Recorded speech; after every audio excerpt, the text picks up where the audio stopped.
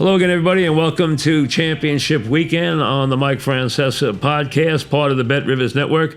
We have reached the Final Four in the NFL. 3 games, unfortunately for you football fans, 3 games remain in this season. Championship Weekend this weekend, and a lot of you will be snowed in and iced in and stormed in across the country, so you'll have plenty of time to watch some football and put the fireplace on and relax, and then go out and shovel later. But a lot going on, 2 very competitive games, and then obviously a Super Bowl to play just 2 weeks away. Now, get a $10 bonus bet from Bet Rivers to use on this championship weekend. Enter the bonus code Francesa126 in the Bet Rivers app to claim your bonus bet. That code again is Francesa, Francesa 126. Offer expires on January 25th.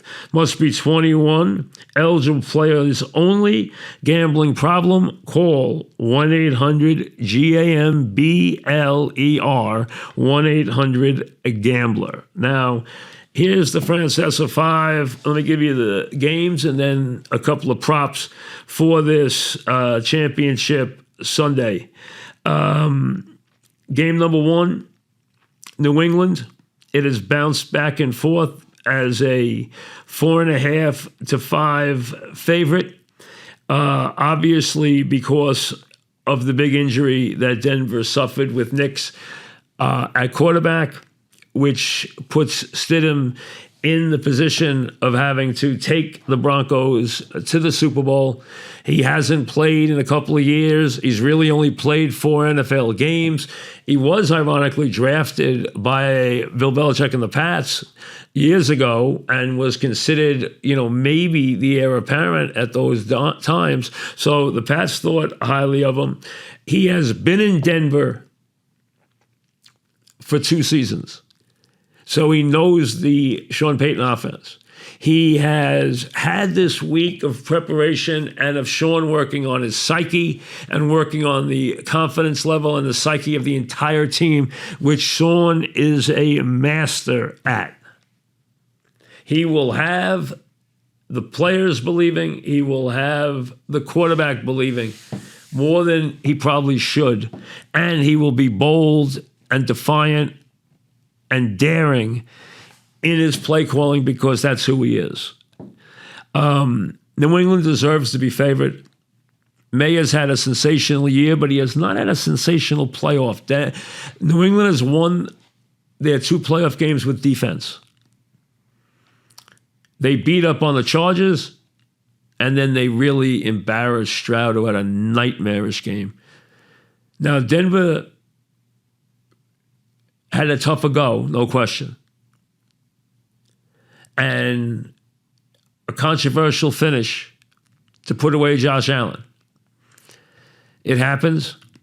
It was a classic game. But they made plays that they had to make. Nix made plays, and Nix has shown you that he can be a winning quarterback, there's no question, but he's gone. And now Stidham has to step in and be that guy. Denver has been a terrific defensive team with the number 1 pass rush.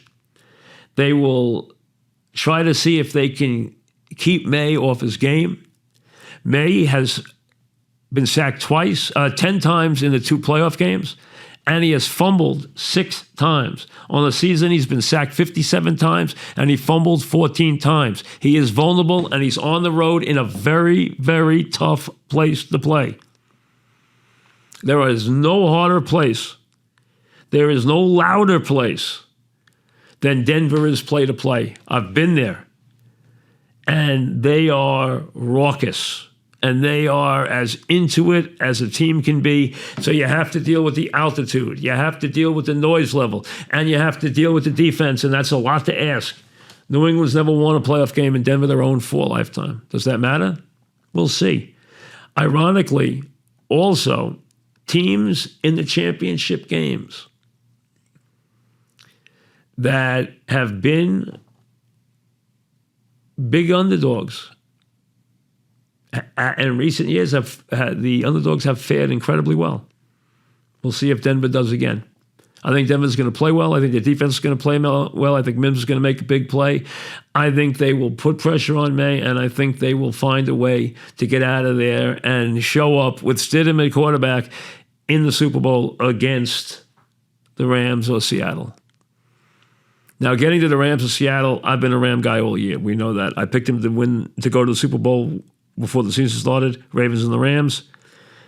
I picked the Rams and the Bills to go to the Super Bowl. I went with the two quarterbacks before the playoffs started. Josh Allen, and he made plenty of mistakes, had his heart broken again. It's led to huge changes in Buffalo and a lot of controversy. Controversy over the call, controversy over the way the owner botched his press conference, controversy over things he said about the head coach, things he said about Coleman. It was not a good week for Buffalo as they get ready to hire a new coach and try to heal their wounds and head into a new stadium. So they're very busy in Buffalo these days. Seattle has had a great season, and they pounded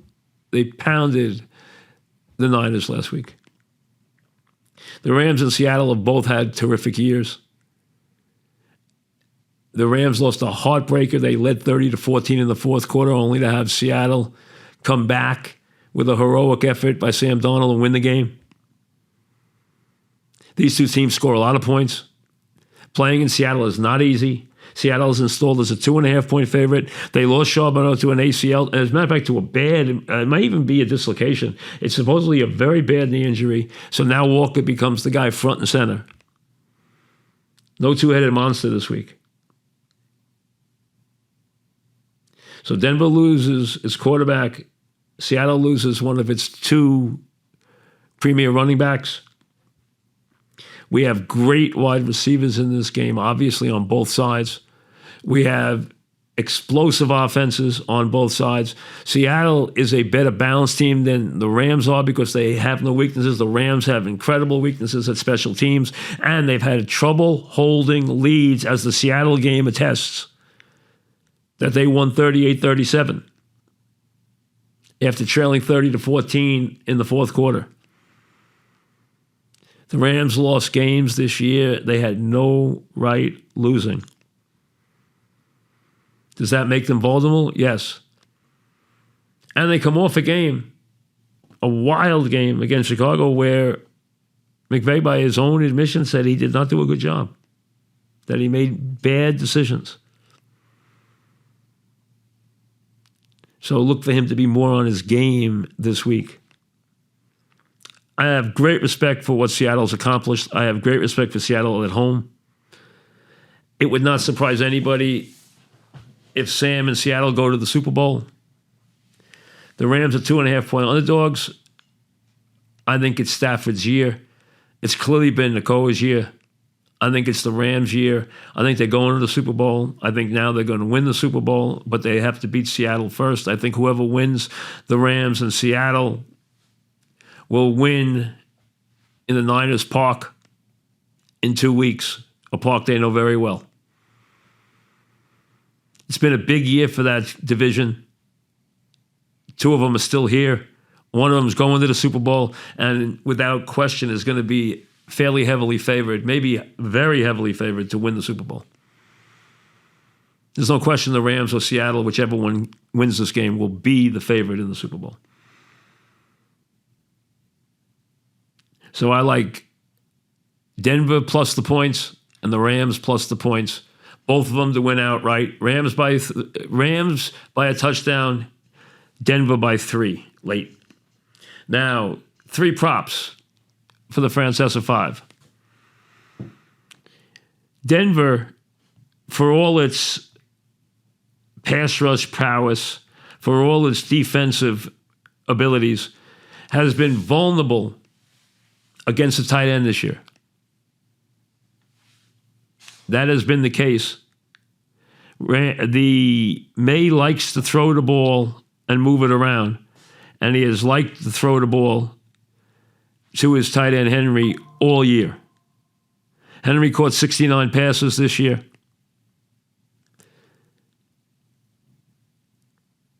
You've seen games where he's been targeted up to 10 times.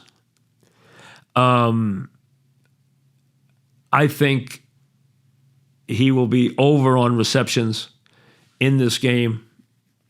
I believe the number will be 3.5 in most places. I think Henry will catch more than that. I wouldn't even be surprised if he catches 5 or 6. I think he will look to throw the ball to his tight ends, and Henry is always a favorite target for me. A sure-handed guy who can even get down the field. I don't think there's any question about that. So look for him to have a good game. That's number one. Number two in the props, listen, I've said this all season. I have been amazed at the year that Nakoa has had. It's just amazing.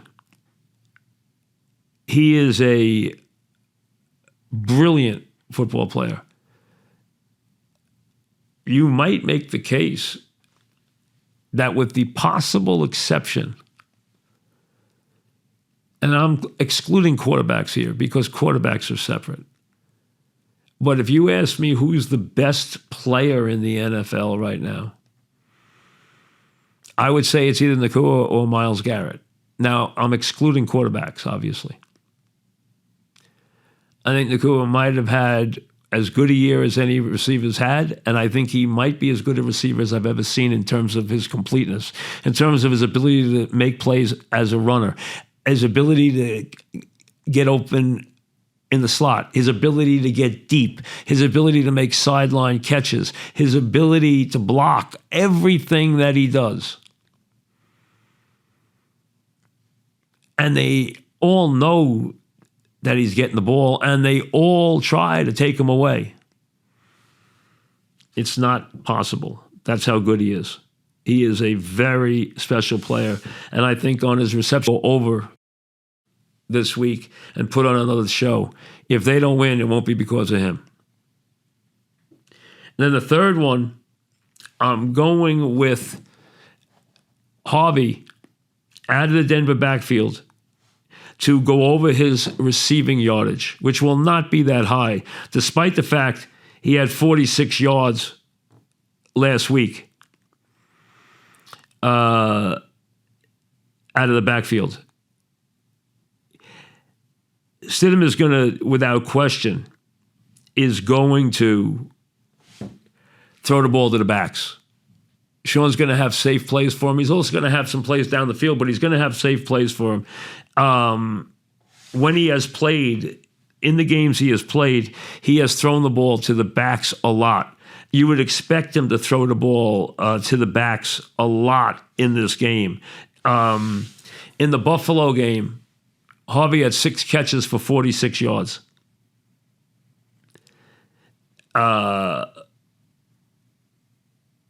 In recent games, he has had games where he's caught the ball more and more. I think his receiving yardage, which should be under 20, I think he goes over, and I wouldn't be surprised if he goes over by a good amount. So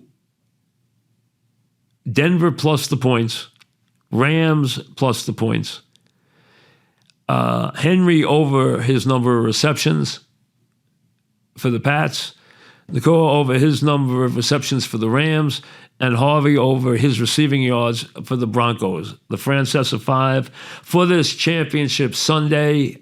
Enjoy, because all you have left after this is one big overhyped game in 2 weeks. We'll see you later.